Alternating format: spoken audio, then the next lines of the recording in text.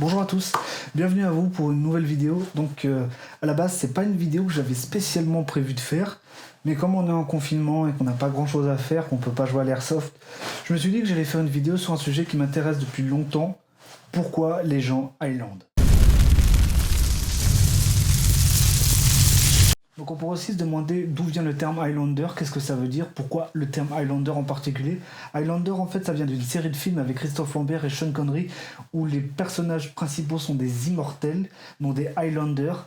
Ils ne peuvent être tués que par d'autres Highlanders en se faisant décapiter la tête et donc à chaque fois il y a un éclair qui sort du ciel. Bon, je vous rassure, en airsoft c'est moins séduisant, mais c'est de là que vient le terme Highlander, des gens qui ne meurent jamais, qui ne prennent pas leur bille, qui sont immortels. D'après mon expérience, il y a deux types d'Highland en airsoft, l'Highland volontaire et l'Highland involontaire.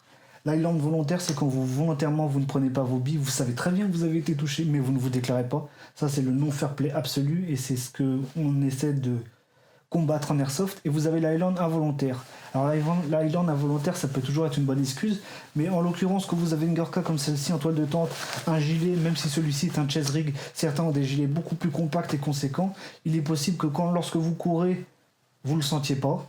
Donc il suffit que ça arrive dans un pli, vous ne le sentez pas non plus. Donc c'est pas toujours la faute du joueur qui va se prendre la bille et pas se déclarer. Des fois, il arrive qu'on ne sent rien. C'est un sujet qui m'intéresse depuis longtemps parce qu'en faisant de l'airsoft, on est toujours amené à ce problème et on revient toujours à ce problème. Pourquoi les gens Highland? Je veux dire, il n'y a pas de raison particulière à ça. Si on est tous fair play, le jeu est cool. Alors après, il y a des situations aussi où l'Highland est plus gênant que d'autres. Si vous Highlandez sur un match à noir, c'est pas très grave. Vous allez retourner au spawn, lui il va continuer de jouer. Ça va vous énerver un peu, vous allez dire à vos collègues, lui il prend pas, il commence à me gaver, mais c'est pas grave. Par contre, ça devient un peu plus gênant quand vous avez l'ambition, comme ma team et moi, de faire des progressions, de contourner des gens, d'essayer d'atteindre les objectifs en jouant en équipe. Si quelqu'un décide de pas respecter les règles et d'être un tricheur, on appelle ça un Highlander, le problème c'est que ça va gâcher notre jeu, ça va gâcher toute la progression qu'on a fait et ça va juste dégoûter les gens. Pour ce qui est de l'Highland volontaire, je vais pas essayer de prendre l'exemple des autres, même si j'essaierai d'en parler un petit peu après. Je vais parler d'abord de ma propre expérience et pourquoi j'ai Highlandé volontairement ou involontairement, parce qu'on l'a tous fait, ne nous mentons pas.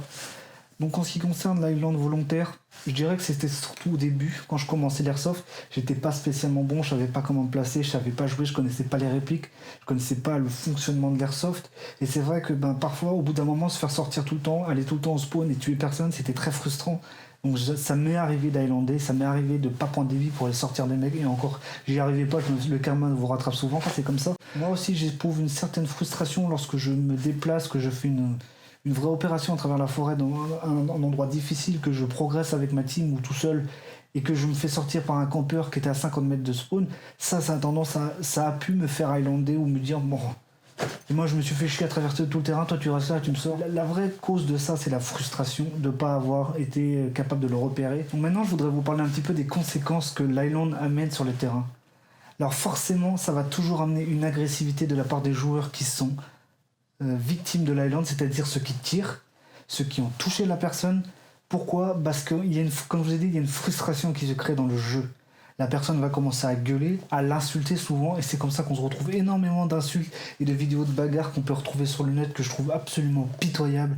Quand on vient dimanche en airsoft, c'est pour s'amuser, c'est pour se détendre. L'airsoft n'est pas un sport, c'est un loisir, et ça ne pourra jamais être un sport, justement à cause de l'Highland. Donc les conséquences sont claires.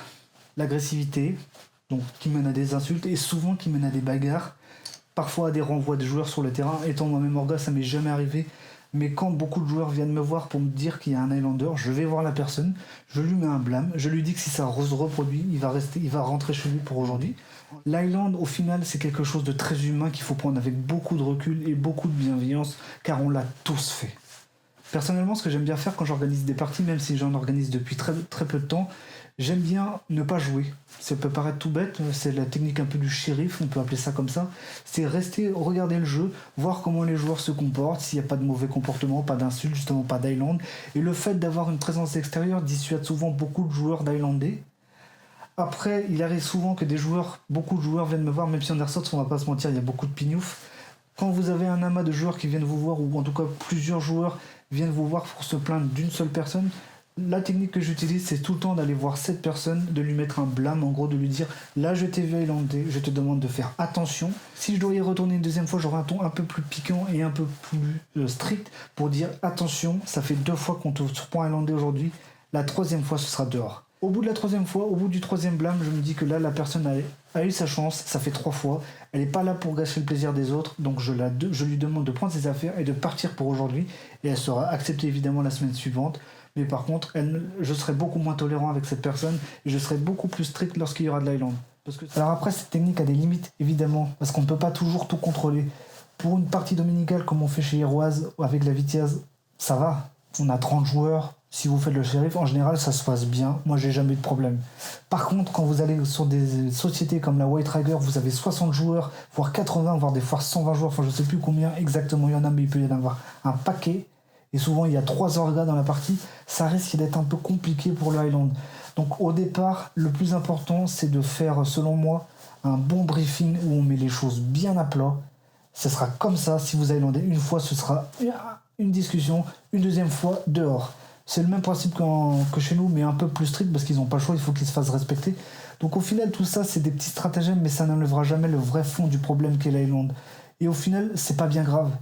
Au moins, on fait ce qu'il faut pour que ça n'arrive pas, même si j'espère que vous avez des techniques ou différentes utilisations qu'on pourrait avoir, ou différents procédés qu'on pourrait mettre en œuvre pour diminuer encore le phénomène de l'Highland. Mais au final, moi je pense qu'un bon briefing, qu'un bon rappel général, c'est souvent ce qu'un ami à moi fait. Un bon rappel général quand il y a vraiment tout le monde qui commence à Highlander, un peu tous en groupe. Rappel général, j'envoie un qui Highland, vous sortez pour aujourd'hui. En général, ça calme les esprits, ça met les choses à clair et c'est plutôt efficace. Donc à la base, ce genre de vidéo de format facecam, c'est pas du tout le genre de vidéo que j'avais prévu de faire sur ma chaîne. Je voulais vraiment faire que des gameplays d'Airsoft, montrer chaque membre de ma team, et c'est ce qu'on va continuer à faire après, une fois le confinement terminé. Mais confinement oblige, je me suis dit que c'était peut-être intéressant de pouvoir discuter avec vous.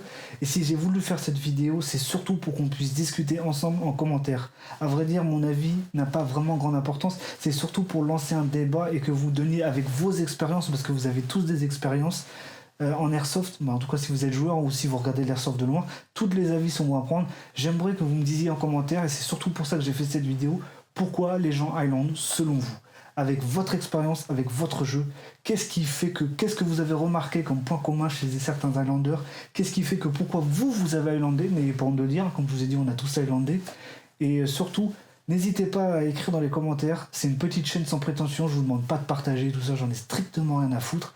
Tout ce que je veux, c'est qu'on discute ensemble pendant ce confinement et qu'on essaie de passer du temps. Et je pense que le débat est intéressant et que c'est quelque chose qu'on a tous connu, donc on peut tous en parler. Une dernière chose que je voudrais vous dire, c'est que les Highlanders, il n'y en a pas beaucoup au final quand vous regardez sur les terrains. Il y en a beaucoup dans certaines parties, mais au final, sur l'ensemble des joueurs qu'il y a, c'est toujours une minorité de gens chiants. L'objectif, c'est de ne pas s'énerver contre eux, c'est que un mec, vous allez peut-être en avoir 2 des fois dans la journée. Au final, sur 60 joueurs ou 30 joueurs, c'est pas si grave d'avoir 2 joueurs qui sont des Highlanders. Il y a quand même plein de joueurs avec qui on s'amuse bien. L'Airsoft, c'est une grande famille, il y a une vraie bienveillance entre les joueurs. Et en général, on s'entend tous très bien. Après, on peut pas plaire à tout le monde, hein, c'est comme ça. Donc, soyez fair play, profitez bien de votre confinement, restez chez vous, prenez soin de vous. Ciao.